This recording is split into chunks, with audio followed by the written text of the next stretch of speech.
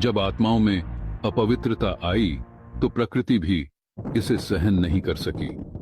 परिणाम स्वरूप दोनों युगों के दिव्य और पवित्र चिन्ह धीरे धीरे धरती के गर्भ में समाहित होने लगे।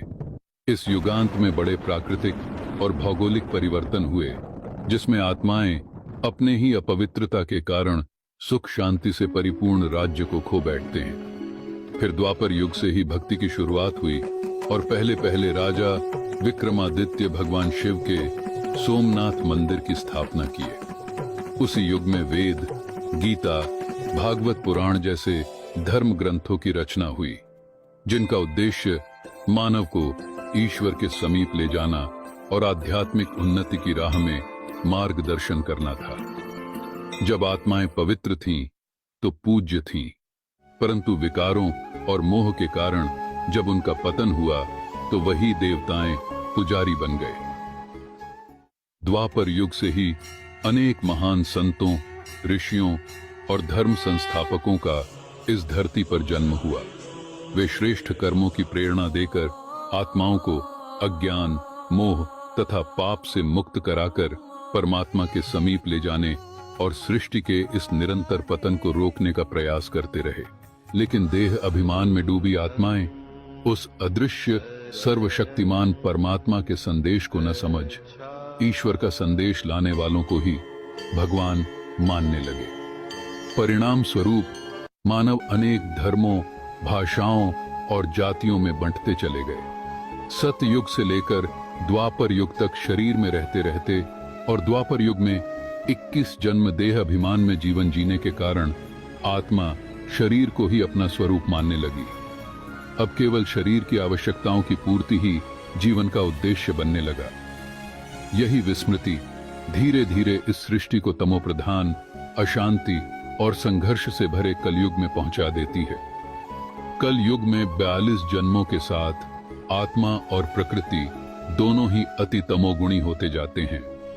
वह आत्मा जो सतयुग में दिव्यता, शांति और आनंद का सहज अनुभव करती थी और स्वभाव से ही आत्मिक स्वरूप में पवित्र जीवन जीती थी, वही अब बाह्य साधनों, इंद्रियों के क्षणिक सुखों में उस खोई हुई शांति को खोजने का असफल प्रयास करती है। जैसे जैसे कलयुग का अंत आते जाता है, द्वापर युग से 5 विकारों में लिप्त होकर किए हुए हमारे पाप कर्मों का बोझ और उनके परिणामों का हिसाब किताब तीव्र होते जाता है।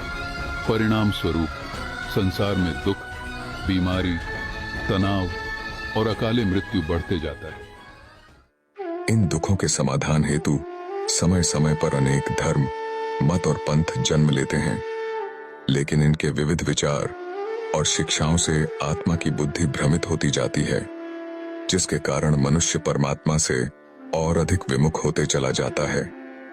लेकिन फिर भी आत्मा के अंदर यह आंतरिक पुकार बनी रहती है कि ईश्वर ही हमें हमारे सर्व समस्याओं से मुक्त कर मुक्ति और जीवन मुक्ति में ले जा सकते हैं।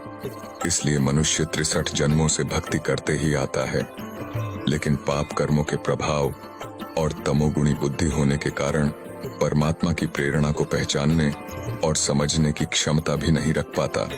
इसलिए इस कलयुग के अंत में सर्व आत्माओं के पिता, परम शिक्षक और परम सद्गुरु परमात्मा, जो जन्म मरण के चक्र से न्यारे अजन्मा हैं, वे हमारी पुकार सुन हमारे स्नेह में बंधकर परम धाम से इस पतित दुनिया, पतित साकार तन में आते हैं। वही सुख के सागर इस दुखदाई दुनिया को फिर से खुशियों की दुनिया में बदलते हैं। उनके अवतरण के इस समय को ही संगम युग कहा जाता है। परमात्मा तो सदैव सुख ही देते हैं, लेकिन हम अपने ही देह, अहंकार और पाप कर्मों से उनके बनाए स्वर्ग समान दुनिया को भी नर्क बना देते हैं और सर्व प्रकार के संपन्नता को खोकर कंगाल बन भगवान को ही अपने दुखों का जिम्मेवार समझ उनको दोष देने लगते हैं। लेकिन दया और करुणा के सागर शिव बाबा सेवाधारी के रूप में आकर विकारों के धूल से लिपटे हम बच्चों को पुनः निर्मल, शुद्ध और 16 कला संपन्न बना के खुशियों से झोली भर देते हैं। जिन्हें पाने के लिए पहाड़ों में गए, जंगलों में तपस्या की, मंदिर मस्जिदों में ढूंढते हुए आधा कल्प से भक्ति करते भटकते ही आए, वह अब स्वयं हमें हमारे भक्ति का फल देने और हमसे मिलने आया है। सारे कल्प में 5000 वर्ष में हम भी इसी समय इस संसार में इस शरीर में रहते हुए अपने पिता परमात्मा से मिल पाते हैं, और इसी समय शिव बाबा भी प्रकृति सहित सर्व आत्माओं को शुद्ध बनाकर युग परिवर्तन का महान कार्य संपन्न कर रहे हैं। अब इस सृष्टि चक्र में अपने घर परम धाम जाने का समय आ चुका है, इसलिए हमें इस अंतिम एक ही जन्म में पवित्र रहकर शिव बाबा के याद से अपने सत्य वास्तविक स्वरूप को प्राप्त करना है। हमारी पवित्रता ही इस विश्व परिवर्तन में महान शक्ति के रूप में कार्य करती है।